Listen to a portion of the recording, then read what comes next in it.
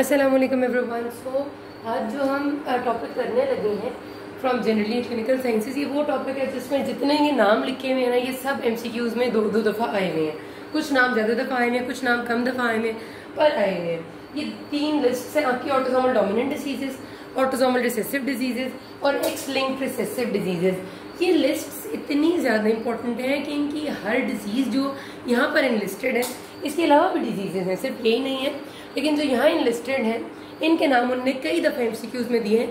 2 तरह से देते हैं, या वो आपको सिम्टम्स बता देते हैं उस डिजीज़ के क्लिनिकल फीचर्स जो बहुत लाइकली आपको बता देते हैं कि ये डिजीज़, और पूछते हैं कि ये जो पैटर्न था इनहेरिटेंस का ये क्या है, या वो ये पूछ लेते हैं कि भाई ये क्लिनिकल फीचर्स हैं और अब ये आगे इसके इनहेरिट होने का मतलब फादर को थे तो सन में क्या चांस है, इस तरह से।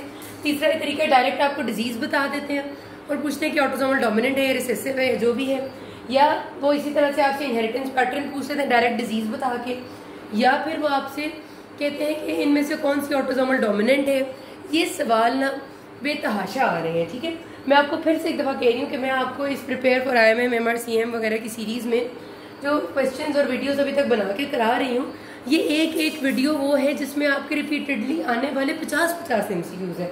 अब इस एक वीडियो में जितने नाम लिखे हुए हैं ये 50 से ज़्यादा MCQs कॉन्स्टिट्यूट कर देते हैं, ठीक है।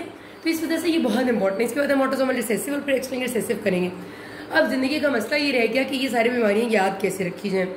ये याद रखिएगा, ये बिल्कुल परेशानी की बात नहीं है। इसलिए नहीं है कि जब आप सिर्फ क्लिनिकल साइंसेज और इन बीमारियों की लिस्ट पे गौर करेंगे तो यकीन जाने बहुत मुश्किल लगेगी, और जब आगे आप सारे सिस्टम्स पढ़ते जाएंगे ना तो हर बीमारी इतनी दफ़ा रिपीट होगी कि आपको खुद ही अंदाज़ा हो जाएगा कि आपको वो हर बीमारी जब जब आती है तब तक उसके बारे में आप पढ़ते हैं, उसके डिस्क्रिप्शन को या उसकी थोड़ी सी डिटेल को, तो आपको वैसे ही याद हो जाती हैं।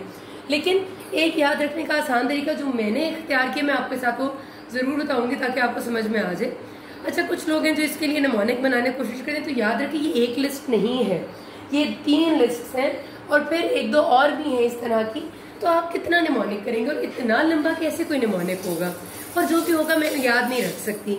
मतलब पर्सनली मैंने कोशिश की, बहुत कोशिश की, निमोनिक बना भी उसे याद रखने की, लेकिन वो याद ही नहीं रहता, बीमारी बीच में से भूल जाती है। फिर मैंने कहा इसका पक्का हल करना चाहिए। पक्का हल मुझे इस बात में मिला कि अगर मैं इन चीज़ों को लिंक बनाने की कोशिश करूँ अपने दिमाग में कुछ वक्तों के साथ, यानी कुछ खसूसी चीज़ों के साथ, तो मुझे ये याद रह जाएगा। अब ऑटोसोमल डोमिनेंट डिसऑर्डर्स, अच्छा किताब ही कहती है कि autosomal dominant disorders are usually structural, usually कुछ एक्सेप्शंस हैं इसमें, ठीक है, and autosomal recessive disorders are usually metabolic, लेकिन इसमें भी एक्सेप्शंस हैं। मैं वैसे आपको बता रही हूँ कि उन्होंने ये लिखा होता है, तो इस वजह से आपको ये पता होना चाहिए कि ऐसा भी है। अब याद करने का जो तरीका मैंने किया है कि डिजीजेस, क्योंकि वो लोग आपको सिर्फ ये नहीं कहते कि नाम दे देते हैं और बता देते हैं, मैक्सिमम टाइम्स MCQ ऐसा आता है कि वो आपको सिर्फ क्लिनिकल फीचर्स बताते हैं और पैटर्न ऑफ इनहेरिटेंस पूछते हैं, या पूछते हैं कि अब माँ से बाप में, और सॉरी बाप से बेटे में, या माँ से बेटे में जाएगा ही नहीं जाएगा, बल्कि माइटोकॉन्ड्रियल डिजीजेज भी हैं, वो भी बहुत ज़्यादा क्वेश्चन में आती हूँ। तो उसके लिए याद रखने के लिए कुछ इस तरह से किया मैंने, ये जी एक कॉन्ट्रोप्लेजिया, कुछ चीज़ों को बंदा रट लेता है। सबसे अहम चीज़ है कि रिपीट करें, रिपीटेडली ये लिस्ट पढ़ें। आप जितनी दफ़ा इसको नज़रों से गुजारेंगे चीज़ें याद रह जाएंगी। जिस तरह मैंने जब फार्माकोलॉजी पढ़ाई थी, और अभी भी मैं इसमें भी फार्मा रिपीट करूँगी आगे जाके, तो फार्मा के रिपीट करने का और याद रखने का एक ही तरीका है कि जस्ट रिपीट द ड्रग्स। जितना आप ड्रग्स के नाम को आंखों के सामने से गुजारेंगे, वो आपकी, शायद आपको याद ना हो रहा हो उस टाइम, पर वो आपकी बैक ऑफ माइंड मेमोरी में स्टोर होता जाता है। फिर जब वो सवाल आपके सामने आता है तो आपकी इंस्टिंक्ट आपको कहती है कि यार नहीं, ये लग रहा है ये वाला था, और वो लग ठीक रहा होता है। तो आप इसको रिपीटेडली पढ़ें।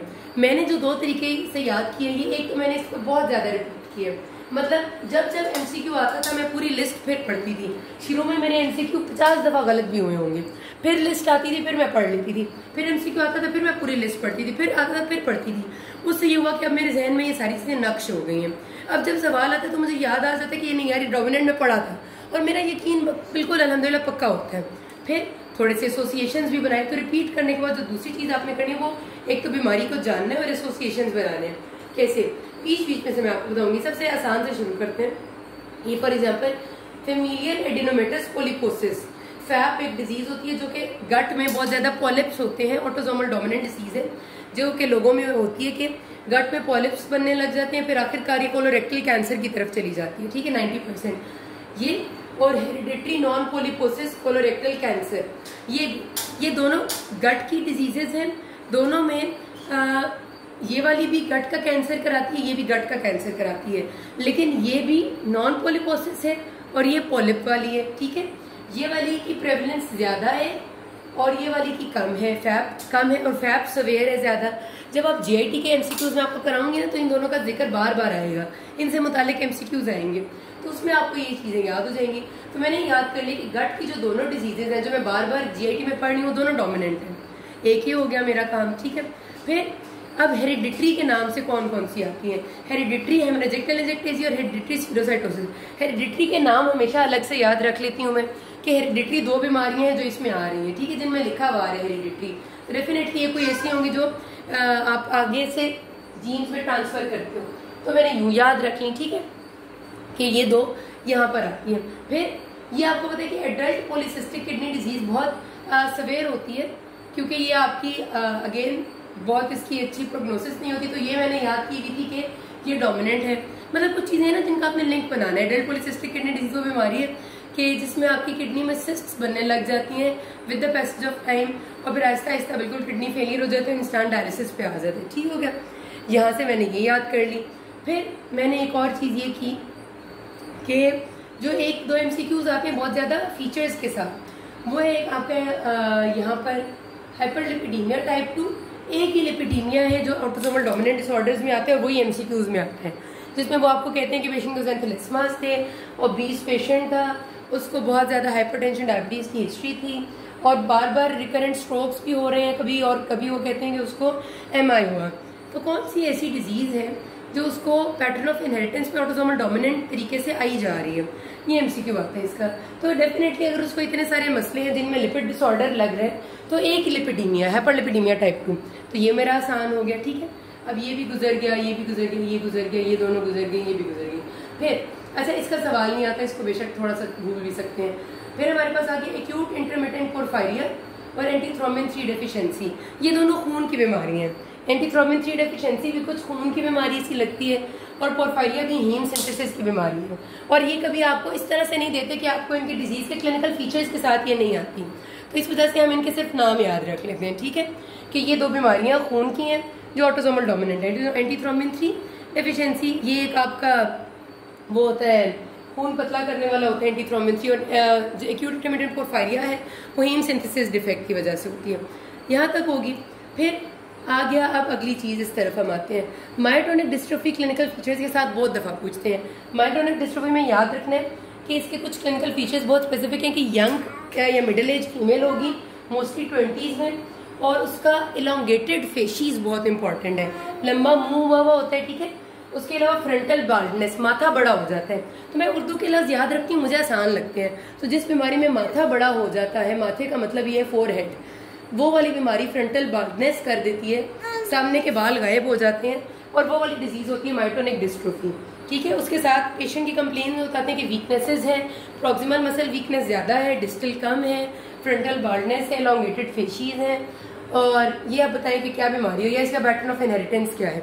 ये बहुत दफा आती है, तो आपने इसको याद रखना है। सीएनएस में भी हम इसको पढ़ेंगे जब हम बाकी बातें करेंगे। हाइपोक्लेमिक पीरियोडिक पैरालिसिस एक ऐसी चीज है जो आपके क्लिनिकल सिनेरियो में बहुत दफा आएगी। तो कहेंगे कि पेशेंट था जो कि लोअर लिम्ब वीकनेस के साथ आया था, उसकी पहले डायरिया की हिस्ट्री तो थी, लेकिन अभी हमने देखा तो जीबीएस के सिम्टम्स नहीं थे, रिफ्लेक्सेस उसके प्रेजेंट थे। फिर हमने देखा कि असेंडिंग पैरालिसिस है और पेशेंट की लैब में पोटेशियम होगा लो, बाकी कुछ भी नहीं होगा।